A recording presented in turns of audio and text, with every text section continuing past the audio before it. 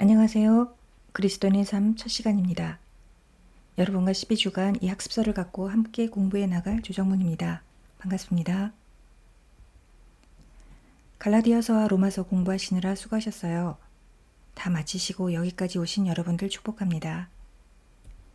이 그리스도인의 삶 세미나를 통해 우리 모두가 이 학습서의 핵심 성구인 베드로후서 3장 18절 말씀과 같이 오직 우리 주 곧 구주 예수 그리스도의 은혜와 그를 아는 지식에서 자라가기를 기도합니다.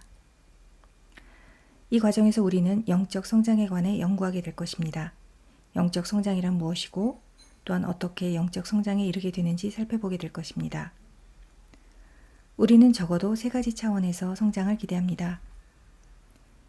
영적 성장에 대한 지식이 자라가고 영적 성장을 위한 훈련을 배우고 실천하고 이 지식과 훈련을 통해 성령님이 역사하셔서 우리 안에 인격이 개발되는 것이 바로 그것입니다. 7페이지를 보시면 그리스도인의 삶은 여행과 같다고 말하고 있습니다. 하나님의 자녀로 처음 태어나서 지금까지 우리가 해온 짧다면 짧고 길다면 긴 여행 가운데 많은 것을 경험하면서 때로 넘어지고 때로 승리를 맛보셨겠지요. 앞으로 12주간 우리는 이 학습서와 함께 짧은 여행을 떠나게 될 것입니다. 그 기간 동안 우리는 서로를 격려하며 각자의 삶 속에서 역사하신 하나님에 대한 나누고 또 새로운 일을 행하실 하나님을 기대하게 될 것입니다. 9페이지는 이 학습서의 목차를 보여주고 있습니다. 전체 4단원으로 되어 있으며 한 단원이 3과씩 되어 있고 각 단원마다 시험이 있습니다. 잘 아시겠지만 시험 문제는 단원의 끝에 미리 주어지기 때문에 크게 걱정하지 않으셔도 됩니다. 1단원은 영적 성장의 기본 원리에 대해서 배울 것이고 2, 3, 4단원에서는 하나님과 동행하는 모든 신자가 직면하는 다양한 문제들에 관해 다룰 것입니다. 먼저 우리는 영적 성장의 각 부분을 보기 전에 전체적인 시각을 확립하기 위해 1단원에서 기본 원리에 대해서 살펴볼 것인데 이것은 그리스도인의 삶에 대한 기본 원리와 관계됩니다. 1단원의 1과에서 우리는 그리스도인의 삶의 목표와 가정에 대해 2과에서는 영적 성장에 있어서의 하나님의 역할에 대해 3과에서는 하나님께 대한 우리의 헌신을 볼 것입니다.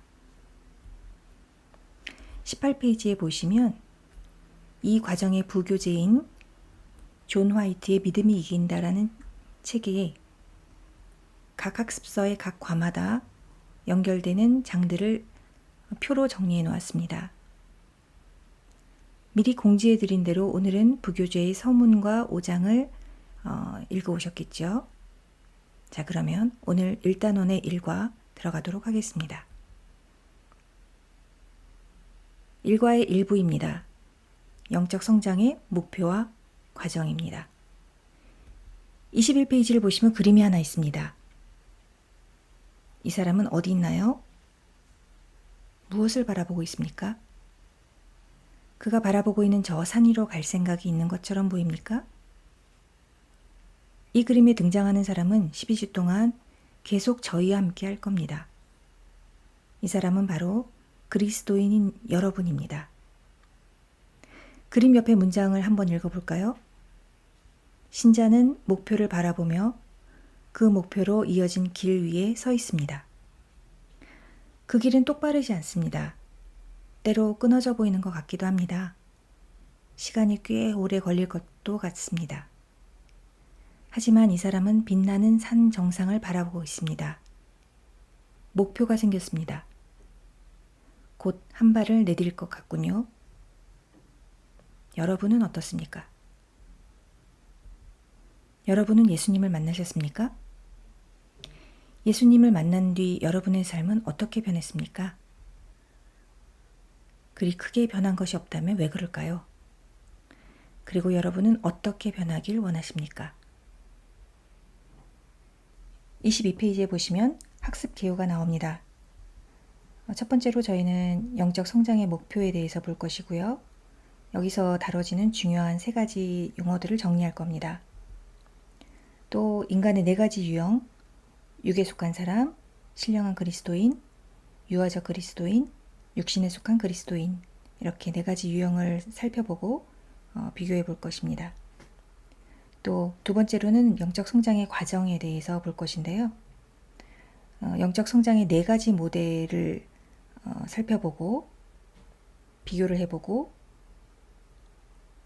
영적 성장과 성숙에 대한 모델을 저희가 제시할 겁니다. 또 영적 성장의 증거에 대한 반응을 살펴보고 마지막으로 영적 성장이 과연 하나님의 역사인가 나의 노력인가에 대해 고찰하고 일과를 마무리하도록 하겠습니다. 23페이지의 영적 성장의 목표에 대해서 볼까요? 웨스트민스터 교리문답 세례 받으실 때 다 하셨죠. 거기서 보면 인간의 최고 목적은 하나님을 영화롭게 하고 영원히 하나님을 즐거워하는 것이라고 되어 있습니다. 세례를 받으신 분은 다 이 대답을 하셨겠죠. 그러나 많은 그리스도인들이 삶의 목적을 잊은 채 살아가거나 그리스도인답게 살기 위해 쓰지만 좀처럼 영적인 문제들이 해결되지 않아 좌절과 패배감을 맛보게 됩니다. 그렇다면 우리 인생의 목적을 이루기 위해, 즉 하나님을 영화롭게 하고 영원히 하나님을 즐거워하기 위해 우리는 무엇을 우리 영성의 목표로 삼아야 할까요? 처한 상황마다 때마다 달라지는 것이 삶의 목표인가요?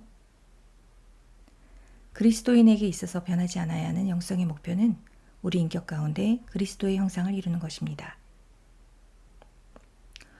그림 1-1을 보겠습니다.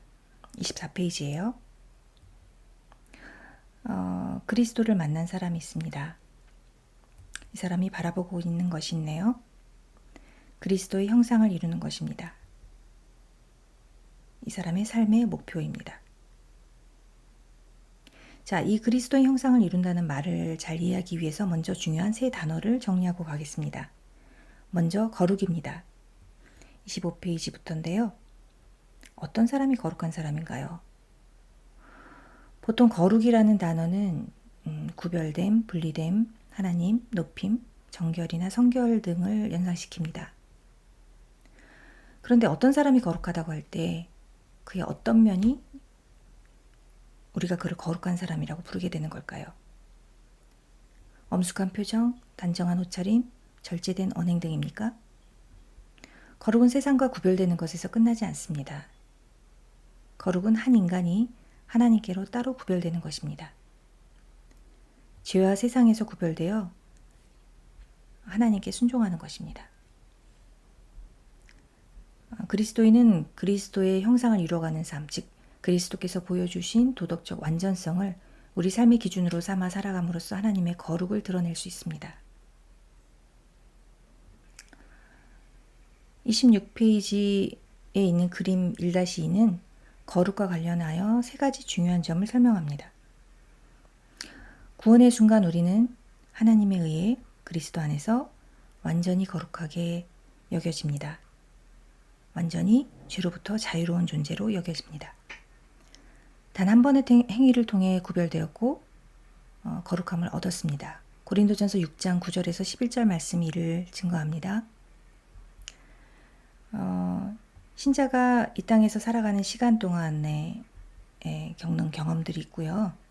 또 신자의 영원한 상태가 있다고 봤을 때 우리는 목표를 향하여, 즉 그리스도의 형상을 향하여 점진적으로 성장하게 됩니다.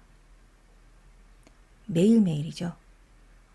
점점 성장하게 됩니다. 로마서 8장 29절, 12장 1절에서 2절, 베드로후서 3장 18절 말씀이 이를 증거합니다.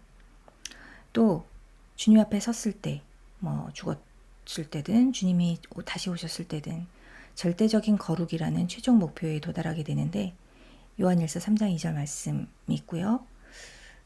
이것을 완전한 거룩이라고 부를 수도 있겠네요. 자, 이것을 이렇게 부를 수도 있습니다. 칭의, 성화, 영화. 갈라디아서, 로마서에서 배우셨겠지만 다시 한번 복습하면요. 칭의는 하나님과 영원한 관계 안에서 그리스도의 연합한 까닭에 절대적으로 거룩하다는 것이죠. 또 성화는 우리 일상의 경험 속에서 거룩을 개발시켜 나가는 과정이고요. 영화는 우리가 주님과 만날 때 완전한 거룩으로 돌아간다는 것입니다. 자, 그림 1-2의 제목을 보면 거룩은 그리스도의 형상을 이루는 것이라고 되어 있습니다. 그렇다면 우리 영적 성장의 목표는 거룩이라고 바꿔 말할 수도 있겠죠. 자, 거룩은 칭의와 성화와 영화로 이어지고요. 우리가 하나님과 누리게 되는 평화는 우리가 하나님이 원하시는 삶을 살 수 있는, 성화된 삶을 살 수 있는 그런 자유를 우리에게 허락합니다. 두 번째 우리가 다뤄야 할 단어는 성숙입니다. 태어난 어린아이는 자라면서 성장과 성숙을 경험하게 되지요. 영적으로도 마찬가지입니다. 영적으로 성숙한 그리스도인은 죄가 없다는 의미에서 절대적으로 완전하진 않지만 그리스도를 닮아가는 삶을 살기 위해 요청되는 내적인 자질을 갖추게 됩니다. 이것은 성령님의 도우심이 있어야만 가능합니다. 성령님은 그리스도인이 이전과는 다른 구별된 삶을 살게 해주십니다. 그러므로 우리는 영적 성숙을 다음과 같이 정리할 수 있습니다. 영적 성숙은 성령의 감화를 받은 신자의 삶 가운데서 그리스도의 형상이 꾸준히 나타나는 것입니다. 이 정의에 중요한 세 부분이 있는데 그리스도인의 목표는 예수 그리스도의 형상과 일치하는 것이고 성령님의 감화는 우리를 영적인 사람으로 만든다는 것입니다. 이거에서 다시 보겠지만 성령 충만은 영적 성숙을 위해 가장 중요한 명령입니다. 세 번째로 시간은 영적 성장 과정에서 필수적인 요인인데 매일의 삶의 요구에 대해서 그리스도와 같은 태도로 대처하는 법을 배우면서 우리 삶 속에서 지속적인 인격의 변화를 가져오게 되는 것이죠. 학습서에 나오는 여러 성경 구절에서 볼 수 있듯이 영적 성숙을 위한 추구는 신약 성경의 중심 주제입니다. 여러분의 주위에 영적으로 성숙하다라고 생각되는 사람이 있나요? 그 사람들의 특징은 무엇인가요? 히브리서 5장에는 성숙한 그리스도인의 특징과 미성숙한 그리스도인의 특징들을 나열하고 있고 빌립보서 3장에도 온전하고 성숙한 사람의 태도에 대해 말하고 있습니다. 성숙한 사람은 지각을 사용하고 하나님의 깊은 속성과 말씀을 이해해서 연단을 받아 삶의 다양한 상황에서 말씀을 이용할 능력이 있고 선악을 분별할 수 있기 때문에 통찰력과 가치관을 갖고 판단하게 됩니다. 미성숙한 사람은 듣는 것이 둔하고 하나님의 말씀에 초보의 가르침을 받아야 하고 젖을 먹고 단단한 식물을 못 먹고 어린아이라서 의의 말씀을 경험하지 못한다고 되어 있습니다. 성숙한 태도는 육체를 신뢰하지 않고 그리스도를 알고 믿고 본받는 삶을 삽니다. 절대적인 완전에 이르지 않았다는 것을 알기 때문에 언제나 달려가는 태도를 취합니다. 영적 성숙은 그리스도인으로서 소유하는 은사와 은혜를 성숙하게 하는 것과 관계가 있는데 믿음은 선행을 통해 온전해집니다. 하나님의 사랑은 하나님의 말씀을 지키고 피차 서로 사랑함으로 온전해집니다. 능력은 약한 데서 온전해집니다. 정리하자면 영적 성숙은 삶 속에서 예수 그리스도의 형상을 꾸준히 나타내는데 필수적인 모든 특성이나 능력이 충분함을 의미하고요. 성령의 열매가 인격 속에 개발되는 것을 말합니다. 그러므로 영적 성숙은 거룩을 지향하는 또 다른 방법입니다. 영적 성숙은 그리스도의 형상과의 일치를 향해 성장한다는 그리스도의 삶의 목표를 강조하고 더 나아가서 그 목표에 이르는 과정까지 함축합니다. 자, 그럼 다음 세 번째 영성에 대해서 짚고 넘어가도록 하겠습니다. 어떤 사람이 영적이고 어떤 사람은 아닙니까? 영이란 무엇입니까? 비신학적인 의미에서 영은 바람, 공기 또는 우리가 호흡하는 숨을 나타내기 위해 사용되지만 영은 육체적인 삶에서 필수입니다. 영이 없이는 생명이 없습니다.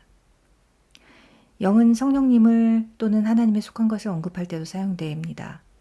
하나님은 영이십니다. 또한 보이지 않는 세계에는 선한 영도 있고 악한 영도 있습니다. 우리가 무언가 영적이라고 표현하는 것은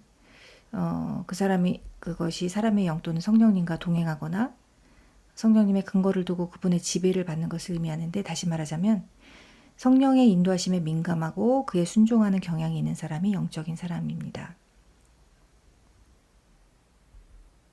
자, 그럼 인간의 네 가지 유형에 대해서 보겠는데요.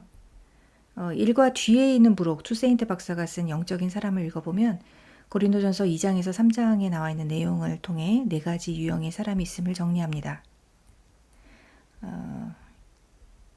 자, 이 아이콘만으로 아실 수 있을까요? 자, 첫 번째는 육에 속한 사람입니다. 영적인 그리스도인, 유아적 그리스도인, 육신에 속한 그리스도인, 이렇게 네 가지로 나누는데요. 이제 먼저는 육에 속한 사람입니다. 다시 말하자면 비그리스도인입니다. 하나님께 의지하지 않고 그에 반항하기 때문에 영적인 삶과는 반대되는 의미로 관능적, 정욕의라는 단어로 번역되기도 하고요. 영적인 일을 어리석게 여겨서 환영하지 않을 뿐만 아니라 그것을 이해할 수도 없습니다. 두 번째는 영적인 그리스도인, 신령한 그리스도인입니다. 성령 충만한 독실한 그리스도인, 성숙한 그리스도인이라고 부를 수 있겠죠. 고린도전서의 말씀에서 영적인 그리스도인을 나타내는 구절입니다. 첫 번째는 만물을 분별한다고 되어 있고요. 두 번째는 세상 사람들에게 영적인 사람을 심사할 능력이 없다고 되어 있습니다. 또 육신에 속한 자, 그리스도 안에서 어린아이 같은 자와는 분명히 다른 점이 있다고 얘기합니다. 셋째, 유아적인 그리스도인인데요. 초신자를 말하겠습니다. 확실한 교리의 깊이를 잘 이해하지 못하기 때문에 젖이 필요하고 젖만 소화할 수 있고 연약하고 미성숙하다고 볼 수 있겠죠. 하지만 이 미성숙해서 나오는 연약함을 이유로 책망받지 않는데 그것은 도덕적인 문제가 아니기 때문입니다. 고의적으로 미성숙한 것이 아니라 하나님의 말씀을 이해하는 것이 제한적이기 때문에 그래요. 그렇다면 육신에 속한 그리스도인은 이 사람을 나타내는 성경 구절에 보면 지금도, 아직도 이런 단어들이 나오는데 영적 나이를 규정하지는 않지만 어쨌든 이 바울이 얘기하는 고린도 교회 사람들은 그 나이를 지났어요. 육적인 행위는 한 번의 행위가 아니라 육신의 끊임없이 굴복함을 의미합니다. 고의적으로 죄 가운데서 사는 거죠. 그래서 유년 시절이 계속되고 있어요. 바울은 그래서 이 육신에 속한 그리스도인과 불신자를 동등하게 취급하면서 육적인 행위가 어떤 신자에게도 허용될 수 없는 매우 심각한 죄로 즉각적이고 단호한 조치가 필요함을 얘기하고 있습니다. 이 사람이 나타내는 특징 중에 하나는 이제 이기심과 교만으로 본인을 자랑하고 또 분쟁을 일으키고 분당하게 합니다. 믿음의 진리를 배웠지만 깊은 진리를 이해할 수가 없습니다. 이 네 가지 유형의 그리스도인들을 정리한 것은요. 다음과 같습니다. 34페이지에 나와 있죠. 34페이지 표 밑에 보시면 연습일이 나와 있는데요. 지금까지 영적 성장을 설명하는 데 사용된 여러 가지 용어들을 살펴보면서 고린도전서에 나타난 인간의 네 가지 유형과 연관시켜 보았는데 이제 영적인 성장이란 무엇인지 여러분의 생각으로, 여러분의 언어로, 한 문장으로 한번 정리해 보시기 바랍니다. 그리고 1과 끝에 부록 B에 육신에 속하는 것이라는 그 단어에 대한 다른 견해에 대한 글이 나와 있는데 글이 길지 않기 때문에 한번 그것도 읽어보시고요. 여기까지 정리하고 그럼 2부에서 뵙겠습니다. 수고하셨습니다.